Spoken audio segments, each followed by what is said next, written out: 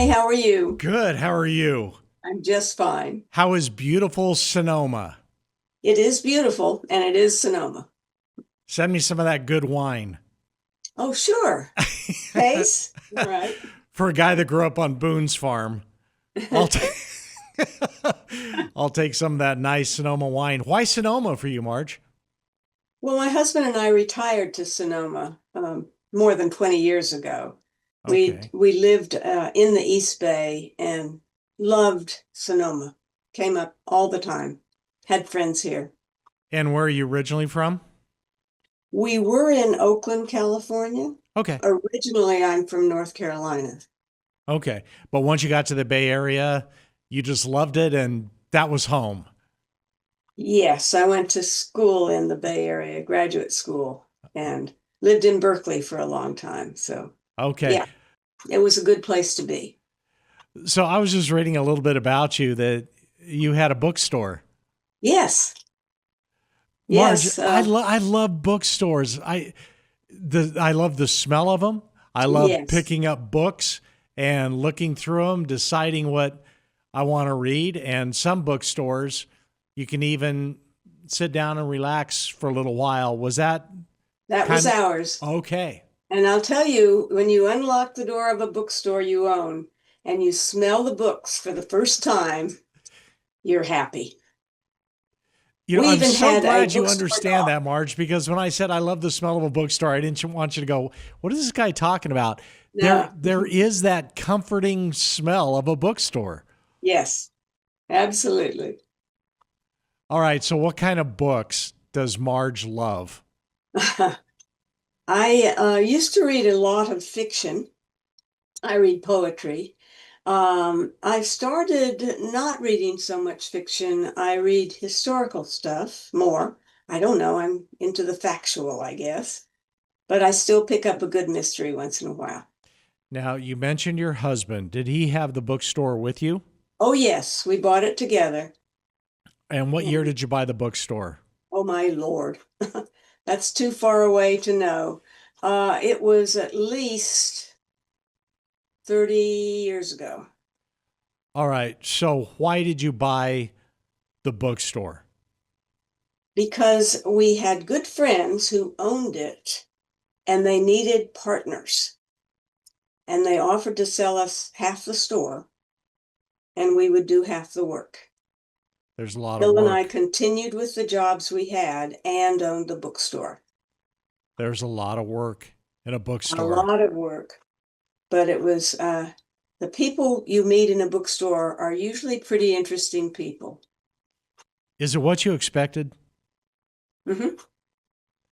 Very much so. on the business side as well? Well, fortunately, I did not have to do any of that paperwork stuff. My job was being on the floor and writing a newsletter and keeping track of, we had a membership list. Did you have to have a pretty good understanding of all the different categories of books? Like you mentioned that Yes. you love history, but there has to be certain things that you're not that interested in, whatever it is, auto repair. And somebody comes in and you're the owner of the store and they ask you, hey, where can I find this and what do you recommend? Did you have to be pretty well versed? Yes, and I had to know the merchandise too, where it was and what was new in stock and what was best selling and all that sort of thing. But that was fun. That wasn't things like studying algebra. And at Cogir in Sonoma, do you still do a lot of reading? I do. I do as much as I have time for. What are you reading right now? I'm reading two things. I'm reading a Dorothy Kearns, last name can't remember. She's written a lot of histories. This is called An Uncommon Life, and it's a story of the Roosevelts during the family Roosevelt during World War II, leading up to and during World War II. So, are you an American history fan? Is that really Yeah, what you love American the and most? British history. Can you Yeah. believe we're coming I'm up on our also reading. 250th? Seems like the bicentennial was yesterday. I remember I was, a kid, but I still remember all the red, white, and blue trains coming through my small town and the bicentennial coins and all the programming and Mhm. pageantry and what a huge deal that was. And now we're sitting on 250. Yep. Yep. It's true. So, Marge, you mentioned living in the Bay Area for quite some time. It's changed a lot. Tell me about Berkeley. What was it like living in Berkeley? Well, I lived in Berkeley in the 60s and 70s, so it That's was why I in the asked, because it Outlands. that had to be. So, for those of you that aren't familiar watching, Berkeley in the 60s and 70s was a big part of culture change in America, and there was so much activity going on. And I did not mean to interrupt you, Marge. Tell me about that era. It was a time of a lot of movement, both of ideas and people. It was a time of many protests, many marches. There was difficulty. People were angry about the war. They were angry about public spaces. They were worried, even at that time, we had something called People's Park. And it was understood that people who didn't quite have a place to live at the moment, this is long before the big problems with homelessness, could be in that park. And when the university decided to change that, there were protests about that.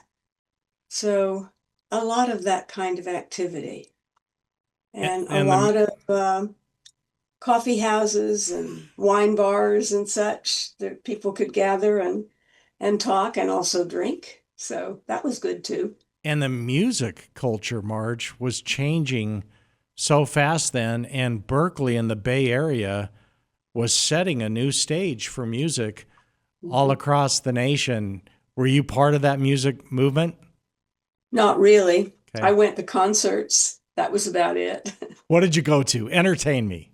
Oh dear. I went to a Grateful Dead concert.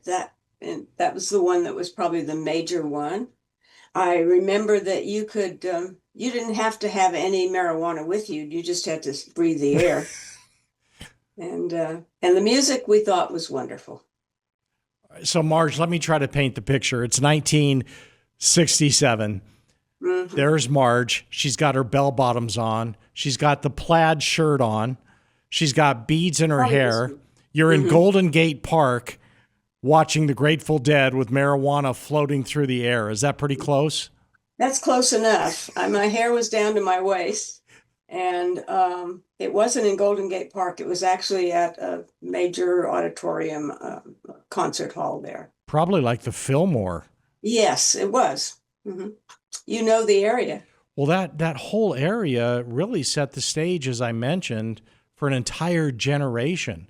The groups that came out of the Bay Area during that time and even shortly after, from Jefferson Airplane to Santana doing early big shows there, and the Grateful Dead and Asbury Park and the Fillmore and the culture that was coming out of the Bay Area really set the scene for the entire nation. So, yeah, pretty familiar with it. Bill Graham presents Hmm.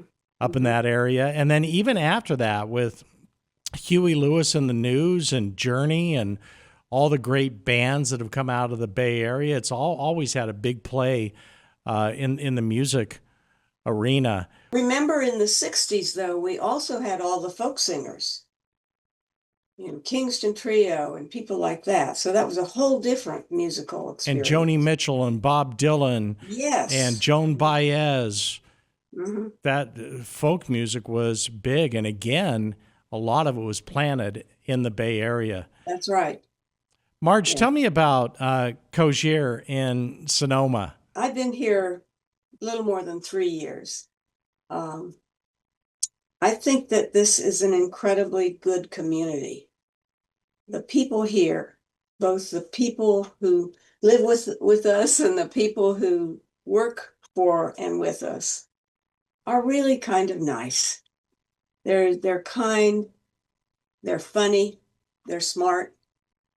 So I think of all the things that happens here at Cogir, it's the people who make it.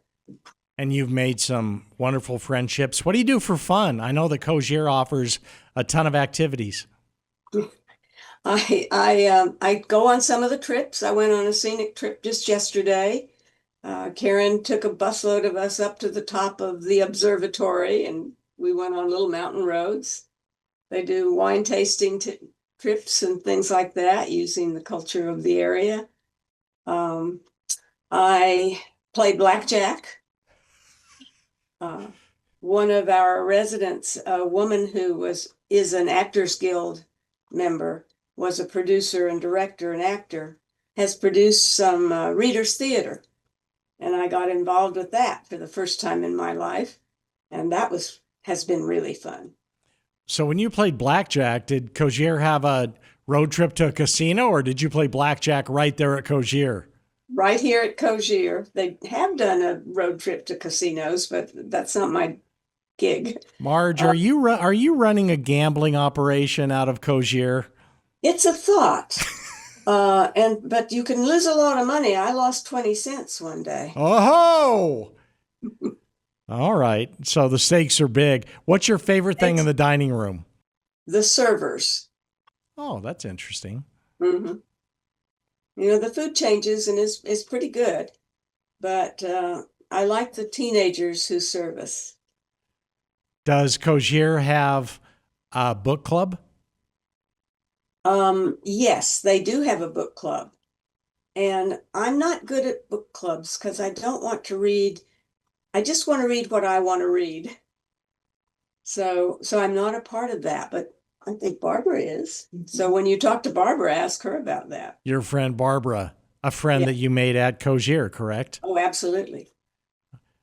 Well, I've really enjoyed this, Marge, and now I just want to have a bottle of wine and go to a show in at the Fillmore with you. I'm ready.